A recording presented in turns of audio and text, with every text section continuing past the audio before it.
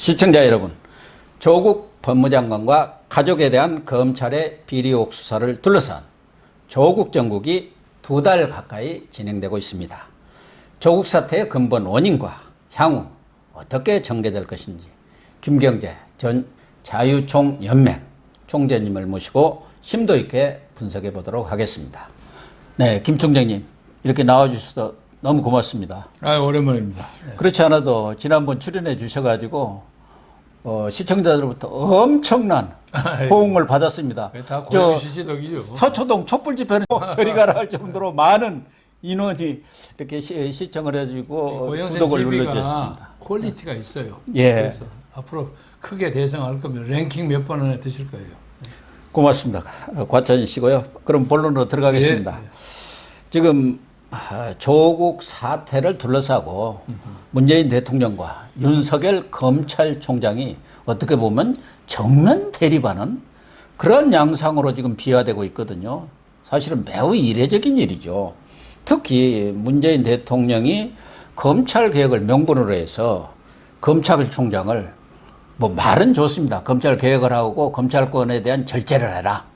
또 인권 수사를 해라. 뭐 원칙론적인 그런 발언은 좋지만 그 배경이 결국은 윤 총장에 대한 압박 이렇게 받아들여지고 있는데 그 배경은 또 그런 압박을 가한 의도는 어디에 있다고 보십니까? 우선은 이 문제의 핵심은 예. 대통령으로서 문재인이 그 정치적 그 통치술에 있어서 예. 하나의 그 임계점에 다다랐다고 봅니다. 예.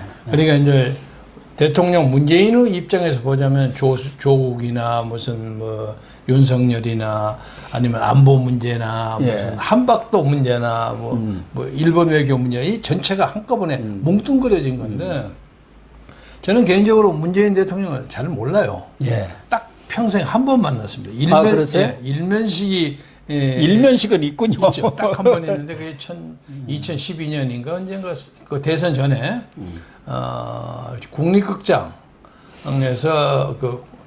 고 차이력 총경 경무관으로 올라갔죠. 그렇죠. 그 양반이 원래 유명한 지리산 토벌대장 아닙니까? 네네 그렇습니다. 그래서 카르마인가 그 이름이 숙명이가 될 거예요. 예. 그런 오페라 뮤지컬을 했는데 그 초청을 받아서 악수를 딱 한 번 했어요. 그때가 2012년이죠. 대선 무렵이네요.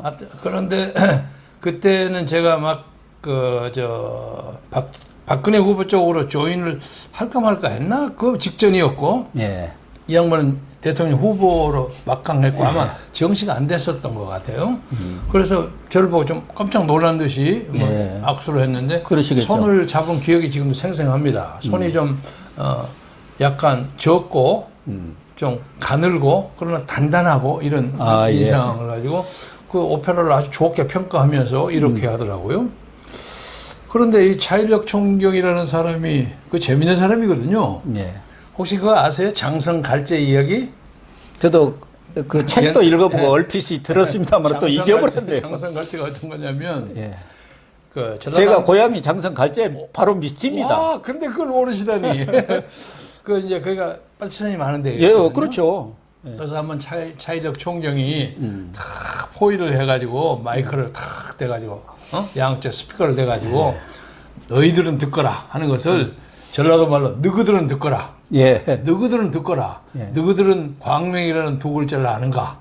비광자, 발걸명자. 그 다음은 나도 잘 모른다. 내 니들 다 잘하니까 좋게 나와라. 싸게 나오면 내가 선처하겠다. 그래갖고 아주 웃음바다가 돼가지고 공비를 잡았다 하는 그런 전설이 있습니다. 그러니까 우리나라로 말하면 아주 최고의 방공투사 아닙니까? 그렇죠. 근데 그 최고의 방공투사마저도 당시 문재인 대표 혹은 대통령 후보가 찾아와서 아주 높게 평가하고 격려를 하고 그런 입장이었는데 언제 이렇게 정치적으로 이념적으로 많이 바꿔졌는지 이해가 안 돼요. 그래서 대통령의 정치적 리더십이 임계점에 달했다고 생각하는데 제가 그동안 몇 번 대통령에게 공식적으로 질문을 했습니다. 대통령께서 전 경상남도 거제에서 태어났는데, 예. 근데 아무리 봐도 주민등록지가 거기가 아니고 함경남도 흥남 같다는 생각이 듭니다. 아, 그러세요? 그러니까 정치적 주민등록지가 흥남입니까? 거제도입니까? 이거 밝혀주십시오. 그리고 그 외에 여러 가지 질문을 많이 했어요. 그리고 그동안의 행동을 하는 데서 예를 들면 국회에 대한 격려를 할 때 장관들은 처음 봤는데 자기는 손 안 하고 이러고 앉아있고. 아, 그래요? 네, 사진 많이 나왔잖아요. 그리고 애국가도 잘 안 부르고. 거제로 내려갔던 분들은 다 지금으로 말하면 보수, 반공주의자가 됐다고 그러던데. 그렇죠. 그런데 그 중에는 이제 또 다른 사람들, 자기 아버지는 뭐 그렇게 되셨겠죠. 예. 그래서 그게 좀 이상해요. 야릇해요. 그리고 다른 건 몰라도 대통령, 국가 원수가 예. 장관들이 전부 태극기에다 국회의원 격려에 손 안 하고 탁 이러고 있는 사진이 있어요. 그래서 좀 이상하게 생각했어요. 아, 그러세요? 그래서 나는 이번에 내일인가 있는 오늘인가 곧 있게 되는 그 13 그 데모 있지 않습니까? 청와대 광화문 집회. 광화문에서 계기로 해서 문재인 대통령에게 진심으로 묻고 싶어요. 그리고 모든 사람들이 막 빨갱이다, 주사파다, 친북이다 하는데도 한마디도 그 문제에 대해서는 해명을 안 해요. 예. 이상하죠? 예. 그 고영주 변호사가 빨갱이라고 빨갱이다 해갖고 대법원까지 갔는데 대법원에서 무죄 선고 받았어요. 예, 예. 그러면 자기가 좀 억울하면 나는 공산주의자가 아니다. 예. 하든가 이런 얘기 해야 될 거 아닙니까? 예. 아무 말을 안 해요. 그래서 많은 사람들이 이 양반이 사회주의나 공산주의자 아니냐. 예. 그래서 사회주의자인 것을 부인하지 않은 조국과 뗄래야 뗄 수 없는 관계가 있는 거 아닌가. 조국이 바로 그 산호맹 출신 아닙니까? 그러니까 자기는 사회주의라고 자부했으니까. 예, 예. 그리고 국회 그 청문회에서 그랬잖아요. 자기는 그거 부끄러워하지도 않고 후회하지도 않고 자랑하지도 않고. 그 말은 자기가 사회주의자라는 얘기예요. 예. 그래서 이런 문제에 대해서 단 한 번의 명확한 해명도 하지는 않는 것은 대한민국의 대통령으로서 취할 바가 아니라고 생각합니다. 아, 그렇죠. 그래서 저는 이번에 오는 13의 소위 보수 우파들의 대집회, 예. 여기가 정치인 그리고 대통령으로 문재인의 자기의 방향을 정하는 가장 결정적인 문제점이라고 생각합니다. 그래서 저는 아직까지도 막 탄핵하라, 뭐 하야하라까지는 안 나갔습니다. 아, 예. 네? 그래서 적어도 이 시점에서 조국같이 여러 가지로 문제가 많은 사람을 예. 자기가 과감하게 끄는으로써 나는 적어도 조국과 이념적으로는 혹시 비슷했을지 모르지만 대한민국의 정체를 지키는 사람이다. 예. 이런 것을 보여줘야 할 때 만약에 그걸 보여주지 않으면 앞으로는 어떤 일이 벌어질지 예상할 수가 없습니다. 옛날 제가 김대중 대통령이 청와대에 계실 때 예, 예, 예. 몇 번 가서 무슨 보고를 하던 과정에 저 밑에 광화문에서 별로 많지도 않은 사람이에요. 예. 데모들이 고함 소리가 거기에 다 들리더라고요. 예. 혼이 들려요. 그러니까 청와대 앞에서 벌리면 굉장할 겁니다, 소리가. 그렇죠. 그러니까 전에 MB가 그 무슨 청와대 뒷산에 올라가서 아침 이슬 부르고 그랬죠. 거기 광화문에서 엄청난 인원이 나와가지고 막 소리치니까 깜짝 놀란 거죠. 그러니까 지금은 광화문이 아니라 청와대 앞까지가 앞까지 끝나는 거 가죠. 아니에요. 뭐 전남국에 목사가 결사대 목사 200명이 갖고 담 뛰어넘어가고 담이 있나 없나 모르겠지만 아무튼 그런 사태가 얘기될 점에 문재인 대통령이 시에 늦지 않게 조국을 과감히 끊고 그리고 국민에게 사과 성명을 발표하고 어떤 사람들은 그 청와대 앞에 가서 무릎 꿇고 백배 사죄하라고 하는데 대통령이 그렇게까지는 하기 어려우니까 적어도 대통령으로 예우를 제가 지금까지 합니다. 예우로서 이 문제에 대해서 이제는 임계점에 도달했다. 이제는 더 이상 머뭇거릴 때가 아니다. 만약에 여기서 잘못하면 언제 대통령이 정치적인 결정타를 받을지 어떨지는 모르겠으나 상당한 일종의 역사 전쟁, 이데올로기 전쟁이 한국에서 벌어질 것이다. 그리고 그 결과가 엊그제 서초 앞에서 200만 모았다고 공천 주장하는 사람들 있잖아요. 그 세상 사람들 아주 웃겨버렸어요. 거기에 어떻게 200만이 들어갑니까? 엎어지고 포개져도 그렇게 안 돼요. 그러니까 이것이 이 나라 좌파들의 거짓말이에요. 그러니까 옛날에 과장을 제일 많이 한 건 중국 사람들인데 예. 중국 사람은 수염이가 100발이 3,000척이라고 맞아. 거짓말이에요. 예. 그 과장인데 이놈 과장은 말이죠. 10만도 될까 말까 하는 것을 가지고 220배를 가봐. 혹시 정치적으로 한 20만이나 30만이나 됐다면 적당히 봐줄 수 있어요. 예, 그 정도는 예, 모일 근데 수 있습니다. 여기서 딜이 공격하니까 그 다음에 아무 소리가 없잖아요. 자기들 염치가 있으니까. 네. 근데 수가 적게 나왔어요. 그리고 또 거기에 무슨 이상한 서초구에 또 무슨 문화행사까지 붙여가지고 사진을 서리풀 축제가 있었죠. 예. 그런데 저는 거기에 누가 나왔을까? 조국과 같이 비슷하게 스펙 만들어가지고 예. 학교 들어가게 보내는 이런 사람들 많죠. 예. 그 스떼거리들이 오지 않았을까? 이런 느낌이 돼요. 그러니까 나머지 양심 있는 옛날 촛불 세력은 못 나와요, 체면상. 아무래도 그 민노총이라든가 또 민중당 계열 그런 쪽에서 정교조. 정교조 뭐 그런 쪽에서 총동원되지 않았겠습니까? 그렇죠. 물론 당에서도 민주당 쪽에서도 뭐 동원령이 내려졌다고 그러니까 봐야죠. 일반 서민들, 일반 국민들 옛날 촛불 데모 벌였을 때 뭣도 몰랐든지 아니면 분노를 했든지 와 달렸던 많은 사람들이 있어요. 그 사람들은 적어도 빠진 것 같다. 예. 이것이 문재인 정치의 한계점이라고 봅니다. 그러니까 문재인 정부는 쉽게 얘기해서 앞으로 큰 소리 칠 건 아니지만 서초에 나온 국민들 그리고 내일 광화문에 나오는 국민들하고 비교해 보시라는 거예요. 예? 제가 큰 소리 쳐갖고 나중에 꽉 깨질 수도 있지만 저는 믿음이 있습니다. 예. 저도 그러니까 3일 예. 광화원 집회의 성패가 이번 조국 정국의 분수령이 되지 않겠나 그렇죠. 그런 생각이 들고 그런데 다들 의문이지 않습니까? 물론 우리 총재님 말씀대로 문재인 대통령과 조국 간에는 어떤 이념적 동질성, 동지의식 그런 것이 있다 하더라도 그러나 여러 가지 도덕적인 문제, 뭐 위법성은 이제 검찰 수사가 가려진다 하더라도 보편적이고 상식적인 사람 선에서 이렇게 판단할 때는 저런 분이 장관이 돼서는 안 되겠다. 그것도 다른 장관도 아니고 법무장관이 되면 되느냐 그런 것을 다 똑같이 느끼는데 왜 못 자를까요? 나는 예. 조국에 대한 평가는 예. 엊그제 어디 가서 한두 번 했습니다만 요새 더 이상 안 합니다. 그건 논평의 가치가 없습니다. 네? 논평의 가치가 없고 앞으로 한국 역사에 길이 인용되고 회자될 이름이 됩니다. 그래서 제가 어디 가서 그 양반 이름을 조국, 조작이라고 이름을 내가 예. 바꿔서 불렀는데 그럴 수가 없어요. 근데 요새 보니까 그 스펙 만드는 것이 포트폴리오로 만들어가지고 예. 학원가에 돌아다닌답니다. 네. 예. 이것 만들면 돈 얼마고, 이것 만들면 돈 얼마고, 그래가지고 심지어 어떤 사람은 108개의 스펙을 만든 사람이 있어요. 네? 그런 사람들이 지난번 데모에 나온 사람들이에요. 네? 그러니까 조국은 그럼 거기에 비해서는 아무것도 아니야. 몇 개 안 되는 건데. 근데 본인이 직접 한 것이 문제지. 예. 그 사람도 돈으로 산 거고. 그래서 저는 조국에 대해서는 더 이상 코멘트를 안 합니다. 문제는 문재인이가 문제예요. 그렇죠. 네, 그러니까 네. 문재인이 예를 들면 한박도 좀 얘기합시다. 내가 한박도는 예. 내가 개인적으로 인연이 많은데 자, 한박도가 NL 이북이냐 이남이냐고 말이 많아요. 이렇게 끼어 있어요. 딱 접점에 있는 모양이 돼요. 네, 그런데 자, 일단 이북에 있었다고 가정합시다. 그래도 대통령이 해야 할 일이 있어요.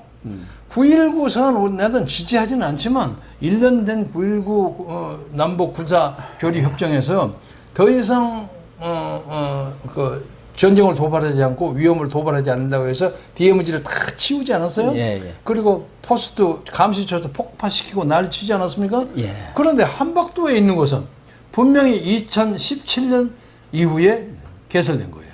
그리고 그것은 인천공항까지 40km밖에 안 돼요. 네? 바로 인천공항이 위협을 받는다고 그러니까 그러더라고요. 거기다가 쏘아대면은 인천공항까지 간다는 거예요. 아이고 60km까지 가. 예. 이제 방사선 방사포를 하면 그런데 일조 유사시에 그걸 가지고 인천공항에다가 그 많이 쏠 것도 없어요. 사람 살상할 필요도 없어요. 활주로에다 구멍 빵빵 2개 내버리면 끝나는 거야. 그렇죠. 공항이라는 건 그런 겁니다. 예. 그러니까 공항에 대한 그 어떤 경비, 보안이라는 것은 그 나라의 국방의 핵심 요소입니다. 그런 위험성을 놔두고도 그 이북에 있다고 가정합시다. 그럼 이북 거 다 치웠는데 왜 그건 치운다고 당장 말을 안 하냐 말이야. 그렇잖아요. 예. 국방부 장관 해임시켜야 돼요. 그리고 자기가 직접 성명서를 발표해가지고 이 문제에 대해서 내가 미처 생각을 못했는데 북한이 이 관할권이 남한이냐 북한이냐 하는 걸 따지기 전에 이거 즉각 철수시켜라. 이 정도를 해야만 대한민국의 대통령이지. 예? 아무 소리 안 하고 정경도 국방이라는 사람은 나와갖고 앉아서 엉뚱한 소리를 뻥뻥하고 이게 어느 나라 국방장관인지 모르겠어요. 이게 나라가 어디로 갑니까? 그래서 이런 문제. 그래서 이번에 이 서초 검찰청 거리에서 왔다 갔다 했던 촛불의 그 위력. 네. 촛불도 많이 모아야만 횃불이 되는데 횃불 되기는 좀 어려울 것 같은데 이번에 광화문에서 벌어지는 태극기의 광풍. 네. 광풍이 지금 태풍 오는 것 말고도 이 광풍을 얼마든지 꺼버릴 겁니다. 난 그렇게 믿어요. 그래서 문재인 대통령이 정말 이게 제 마지막 충고고 또 일종의 경고도 됩니다. 네. 이 시기를 놓치면 결과가 비참하게 될 것이다. 그래서 아직까지 그래도 우리가 뽑은 대통령이니까 그렇죠. 뭐 우리가 찍지는 네. 나는 찍지는 뭐 않았지만 찬성을 하든 네. 반대를 하든 합법적인 대통령이니까 우리가 좀 옛날 말 그런 말 있죠. 시골 좋은 말을 할 때 좋은 말을 할 때 대통령을 인정을 할 때 이제 결정을 해야 결정적인 시기다. 그 윤석열이 깔짝깔짝 해갖고 윤석열이 잡으려고 생각하면 그 윤석열이가 그 보통 사람입니까? 윤석열이는 함부로 물러나가지 못할 만한 나름대로의 그릇과 정보와 자료를 가지고 있으리라고 나는 믿어요. 그렇겠죠. 만만치 않는 사나이죠. 예. 그래서 이런 문제에 대해서 문재인 대통령이 자기 생애의 가장 절대절명의 위기에 봉착했다고 생각합니다. 근데 이것을 탈피해가지고 대한민국 대통령으로 오시라는 거예요. 예.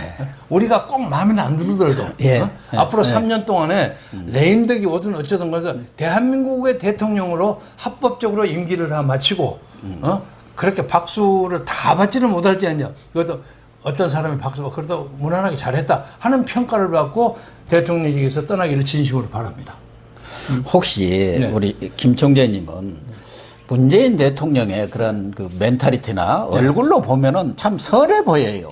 또 본인이 당 대표 시절이라든가 또 취임사에서 한 얘기를 보면은 어떻게 그런 분이 저렇게 바뀔 수가 있느냐 이렇게 의아해하는 분 저도 마찬가지입니다만. 근데 취임사 얘기가 나왔으니까 취임사가 다 다른 사람이 써줬다는 거 아니 아닙니까? 그러니까 과연 문 대통령이 저런 결정을 하고 저렇게 어떻게 보면 고집스럽게 이렇게 끌고 가는 데는 누군가가 뒤에서 어떤 그게 참모가 될지 아니면 무슨 대부가 될지 모르지만 과연 옛날에 무슨 임종석이냐 노영민이냐 그런 것도 아니고 누군가가 뭔가 누군가 있죠. 조정을 하는 사람이 세력이 있는 거 아닌가 아니, 그런 뭐 생각이 들어요. 그건 대충 제가 몇 가지 정보를 가지고 있는데 오늘 그걸 구체적으로 얘기해보면 얘기가 너무 기니까 저는 그 얘기는 나중에 하기로 하고 오히려 누가 무슨 영향과 압력을 넣었다고 할지라도 그 최종적인 책임은 문재인 자신에게 있는 그렇죠. 그거야 뭐. 그러니까 나는 그 양반이 인간적으로 선하다고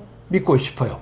저도 그렇습니다. 그리고 엉뚱한 얘기지만 난 한때 노무현 대통령을 만드는데 혼신을 다 힘을 썼어요. 나중에 그 양반한테 좀 당을 깨고 나가서 우리가 어영부영하고 좀 다투기도 하고 그랬지만 그래도 아직도 인간적으로 그 사람은 괜찮은 사람이다.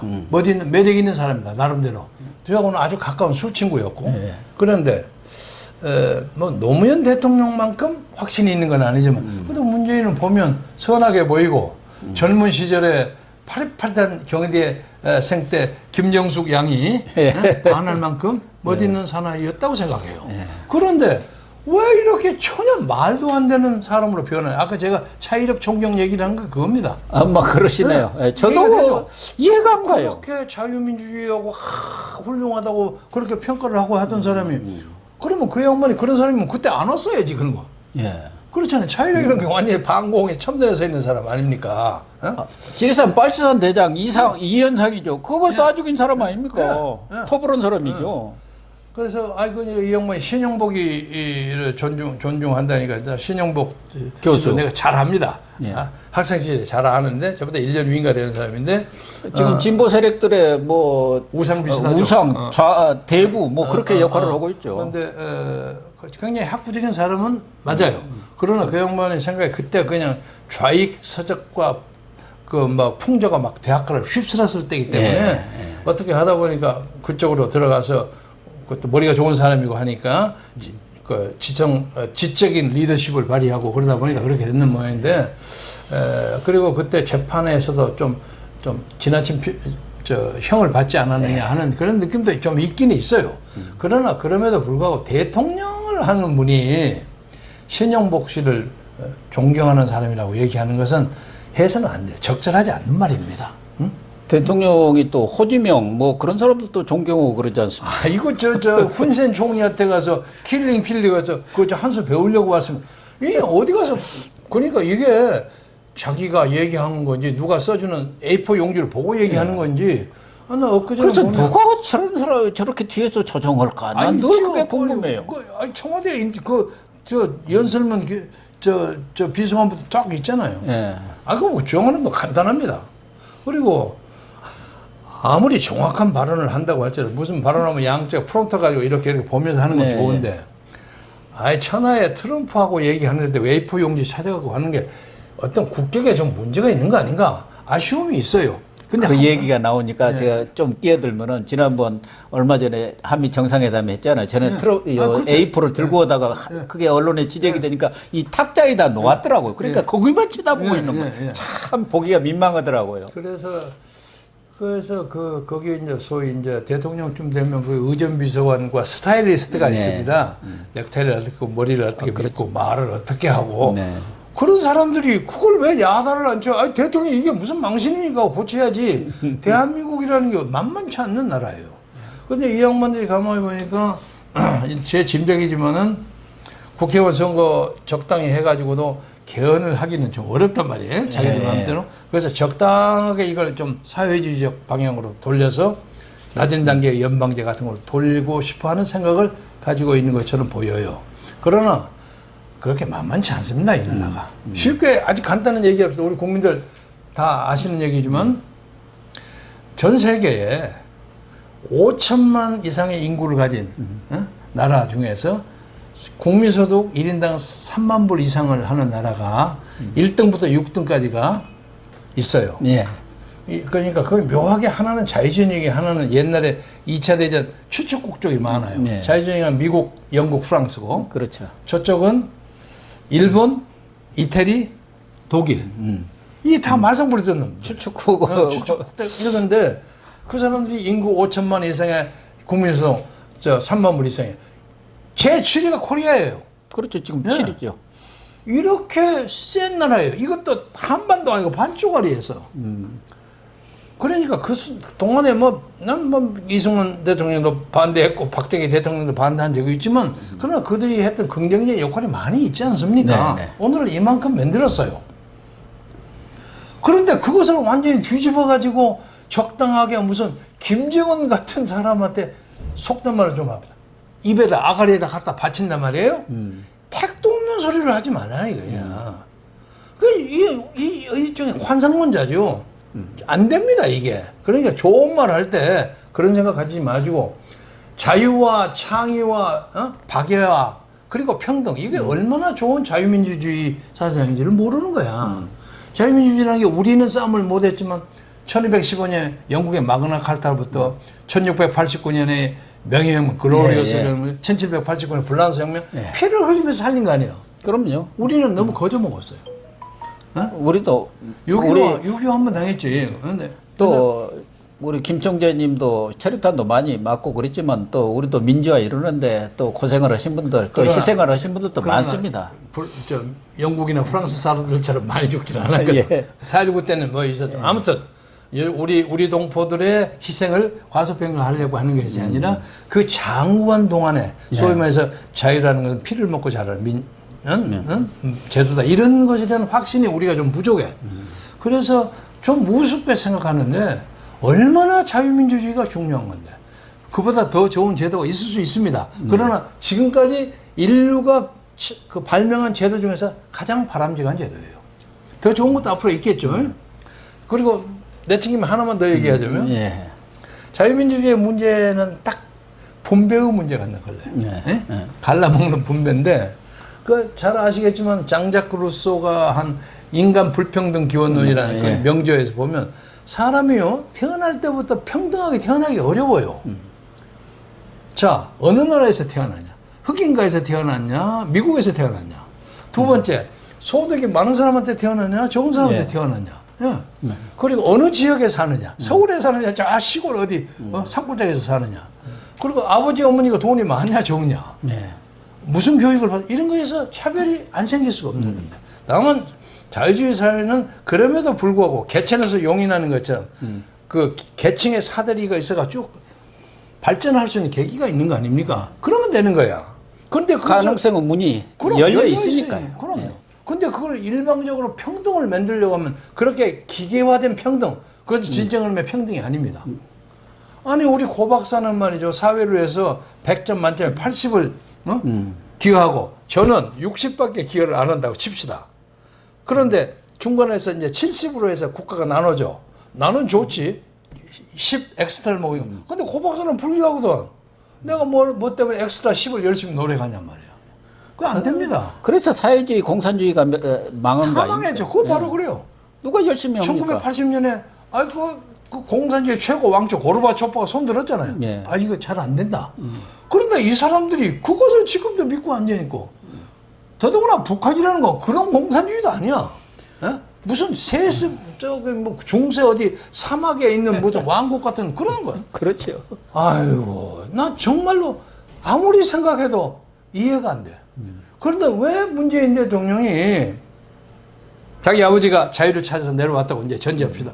그렇게 미군 LSD를 타고 자유를 찾아 내려와서 거제도 포용수라는 삭막한 거리에서 거기서 잉태돼 갖고 자유의 땅 안에서 태어났으면 이 자유를 지키기 위해서 혼신의 힘을 다해야지. 여기 앉아서 옛날 할아버지 예, 나라 쳐다보면서 거기하고 뭘 붙여주고 모든 걸 막 갖다 주려고 난리를 치고 그렇게 국민에게 비치는 것은 이건 말이 안 되는 조국에 대한 배신이에요. 네. 안 그렇습니까? 그래서 이번에 이 광화문 집회를 계기로 해서 정말로 인간 문제가 반성했으면 좋겠어요. 그래서 다시는 이런 짓거리가 나오지 않게 그렇게 해야만 대한민국이 창창하게 되리라고 봅니다. 어쨌든 지금 이제 또 조국 정국이 계속 굴러가고 있는 상황이고 지금 돌아가는 것으로 봐서는 조국은 엊그제 이낙연 총리랑 또 본인이 국회 답변을 보면은 무슨 기소된다고 해서 물러나는 것 아니고 재판까지 기다려 봐야겠다는 거예요. 조국 정국의 결말은 어떻게 될 것 같습니까? 과연 윤석열 총장이 지금처럼 이렇게 압박을 가하는데 조국까지 기소가 가능하다고 봅니까? 물론이죠. 저는 윤 총장이 그만큼 결기가 있을까요? 저는 제 희망사항도 조금 포함됐다고 네. 이제 고백을 해야 되는데 조국의 앞날은 그의 운명은 이미 예정되어 있다고 생각합니다. 영어로 그런 말이 있어요. 영어로 해서 미안합니다만 His days, 그의 날은 are numbered. 그의 날들은 숫자로 정해져 있다. 그래서 어떤 경우를 가지고도 국민의 절대적인 신임과 그 사랑을 회복하기 어려울 겁니다. 그래서 차라리 조국은 지적인 사람이죠. 차라리 깨끗하게 물러나서 참여하고 반성하고 산에 가서라도 뭐 해가지고 새로운 그 재생, 중생의 모습을 보이는 것으로서 많은 사람의 타인의 귀감이 되는 것이 그가 갈 수 있는 길입니다. 예. 그리고 자기의 그 고집 때문에 자기 부인 고생하고 아들 딸이 무슨 죄입니까? 네. 우스운 사람 되고 그리고 또 의사 얘기가 나와서 그래서 뭐 의학 전문은 다른 건 모르지만 인간의 병을 만진다는 의학 전문 의사를 하겠다는 사람이 시험을 하나도 보지 않고 그 쑥쑥 그러고 어떻게 이게 말이 안 되는 거예요. 자기 가족뿐만 아니라 소위 말해서 그에 관련된 소위 유명한 대학들이 다 이번에 아주 그냥 망가졌습니다. 망가진 그 중에 서울대학이 아주 네. 쑥 된 거죠. 그리고 그전에 우리가 지켜왔던 어떤 시스템, 체제 이런 것에 대한 기본적인 가치가 다 무너져 버렸어요. 그러니까 지금 이제 고려대학의 경우에는 문서가 왔으니까 그 문서를 믿고 한 거니까 그건 자세히 봐고 자기는 취소하거나 하면 되는 것이고 연세대학에는 문서가 있는 걸 누구 훔쳐가 버렸잖아요. 어디로 사라져 버렸어요. 그런데 옛말이 있어요. 필시 근자지 소행이란 말이에요. 관계 있는 사람이 훔쳐갔어. 그거 잡아내지 못하면 연세대학이 망신당하는 거죠. 그런데 그 중에서 가장 피해를 본 게 서울대학, 서울법대예요. 그래서 가장 머리 좋은 사람이 들어간다는 그 대학에서 수재들만 모인다는 데 아닙니까? 나라를 망치기 위한 수재들입니까? 그래서 이건 정말로 대한민국의 어떤 학문적 권위, 위상, 국제적으로 소위 SNU 하면 좀 알아주는 학교인데 이거 완전히 속된 말로 정말 똥돼 버렸어요. 그런 걸 부끄럽지 않게 생각하고 난 도대체 이 양반은 뭐라고 할까? 부끄러움을 깨닫는 DNA가 없는 것 같아요. 다른 사람은 뭔 얘기를 하면 좀 얼굴이 빨개지기도 하고 좀 당황하기도 하고 그런 게 없는 것 같아. 그래서 이 사람 대단한 사람이구나. 근데 조국뿐만 아니라 이번에 소위 진보 좌파의 그런 이론가들이란 논객들이라는 사람들의 그 허상이 다 드러났어요. 유시민 그 양반 이사장을 그 노무현재단 이사장을 비롯해서 저 사람이 싸가지 없는 인간에서 좀 변화가 됐구나 이렇게 그동안 방송을 통해서 이미지 탈색을 했는데 이번에 보니까 본색은 변하지 않더라고요. 근데 유시민 군이 제 친에 있는 친구예요. 그렇죠. 머리가 참 좋죠. 16대 때 보궐선거로 해서 처음 그 선사로 봤을 때 흰바지 입고 해서 그 바지 바꿔 입고 와라고 고함치는 게 저예요. 그랬습니까? 그 백바지 사건 유명하지 않습니까? 그래가지고 그날 선서를 못했죠. 그 다음날 했는데 저는 그 유시민 씨의 누나하고 참 친합니다. 유시춘이라고. 유시춘 씨요. 그 국어학자하고 지금 EBS 이사장하고 있죠. 교육방송. 우리 내가 모셨던 동교동에 그 글을 너무 호남 사투리가 있는지도 모르는데 억양이 있다고 해서 그 공평한 사람으로 하나 해서 고치고 하는데 그래서 제가 좀 친했어요. 그 막걸리 친구보다 술을 잘 마십니다. 허탕하고. 근데 이 유시민 군은 나는 또 내가 잘 아는 사람이 동생이니까 애정 있게 바라봤는데 이거 감동이 안 돼. 글은 참 잘 써요. 그래서 제가 유시민 군이 책을 쓰면 돈이 아까워서 꼭 내가 사봅니다. 여기도 저도 몇 권 있어요. 그래서 거꾸로 보는 세계사 이런 거 해갖고 저도 많이 사봅니다. 젊은이들 위한 무슨 독서 이런 책. 국가란 무엇인가 최근에도 좋은 책들 많이 썼어요. 요새 이만 무슨 공부하나 해서 내가 자주 사봐 주는데 이 친구가 유난히 시류에 민감해. 이름대로. 유난히 시류에. 근데 그 유자가 버들자에 시류에 민감한 버드나무야. 그러니까 요새는 가만히 보니까 조국에 대해서 조국하고는 경쟁 관계에 있어. 내가 보기에는 잠재적인 경쟁 관계인데 어느 쪽으로부터 야 조국 옹호해라. 그렇지 않으면 너는 비판받는다 하는 그런 엄명을 받지 않았나 하는 느낌이 들 정도야. 저 사람이 저렇게 할 필요 없는데. 그래서 또 젊은 사람이니까 나중에 반성하고 또 돌아올 수 있겠지만 유시민 장관 조국 문제에 대해서 더 이상 입을 열지 마세요. 유시민도 오래 생각하면 잘 반성하고 다듬으면 좌파에서는 상당히 괜찮은 인재군이에요. 그렇죠. 그렇죠. 왜 조국에서 저렇게 패를 베려요? 근데 이번에 보면은 말도 안 되는 소리죠.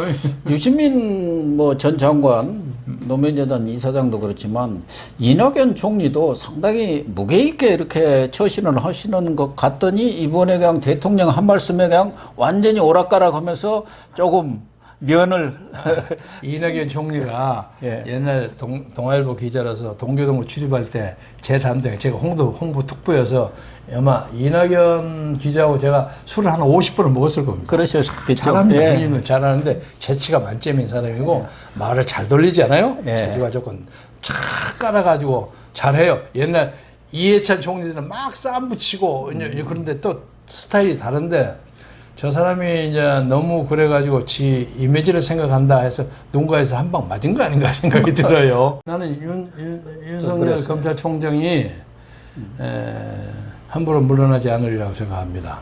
그리고 문재인 좀 당부의 말씀을 좀 해주시죠. 문재인 기대가 많지 않습니까? 국민들의 기대가 있습니다. 당부인데 나하고는 좀 악연이에요.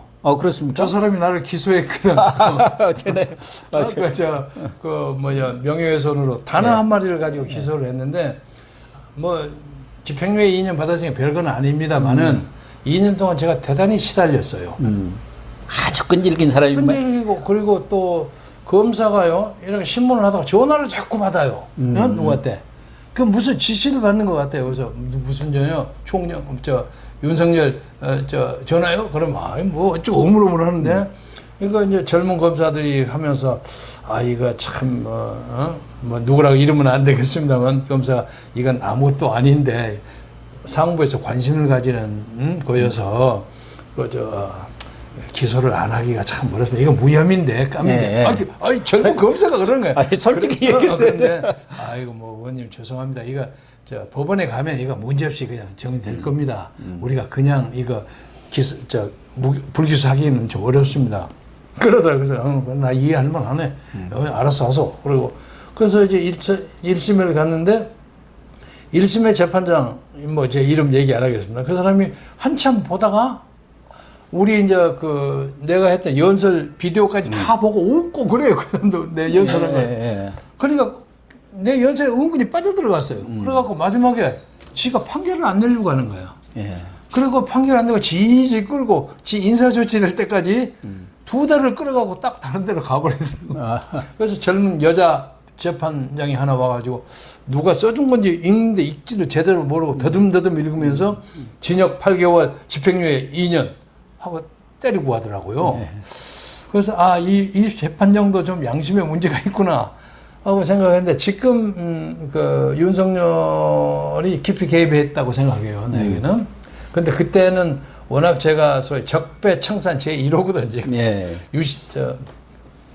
김부겸 행안부 장관 말하면 적폐 중에 역폐래 제가 1호인데 그래서 그렇게 안 할 수가 없었으려니 하고 생각을 하지만 그래도 그 적은 어떤 서운함보다는 더 큰 국가적 대의를 위해서 나서는 걸 보고 저것이 인물은 인물이구나 하고 생각합니다. 그리고 뭐 고시를 공부하기 위해서도 굉장히 애를 많이 쓰고 그랬다고 해요. 그렇죠. 원래 대기만성하는 거니까 윤석열도 우리 역사에 어떻든 기록될 사람입니다. 네. 그러니까 좋은 식으로 자기가 사나이의 기계, 검사로서의 본의, 위험 이것을 지키고 그 임무를 마치리라고 기대합니다. 네. 시청자 여러분, 오늘 1부 마치도록 하겠습니다.